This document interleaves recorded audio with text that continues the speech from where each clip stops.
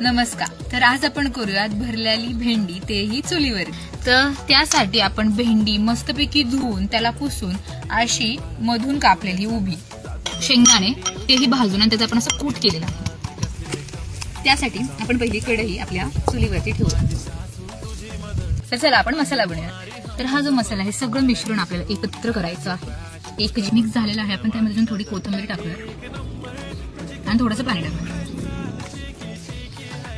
हा जो मसाला झाला आहे तो आपल्याला भेंडीमध्ये असा भरायचा आहे पूर्णपणे, आणि जो एक्स्ट्राचा मसाला तो आपण काढून टाकायचा ह्या प्रकारे.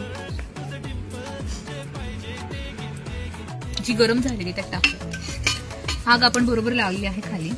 त्यामध्ये आपलं जे थोडंसं जिरं मोहरी होतं, जिरं मोहरी एकदम कमी घ्यायचं, जास्त घ्यायचं नाहीये. पहिली गोष्ट या भाजीसाठी जिरं मोहरी काही लागत नाही, तरी आपण थोडंसं एक फोडणी देण्याकरिता घेतलं. आणि त्यामध्ये मी टाकलं कढीपत्ता.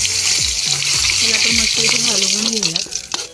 तडतडणं बंद झालं की मगच आपण भाजी टाकणार. आता आपण ह्याच्यामध्ये मसाले वगैरे टाकले, त्याच्यामध्ये एक्स्ट्राचे मसाले टाकायची, मीठ टाकायची गरज नाही.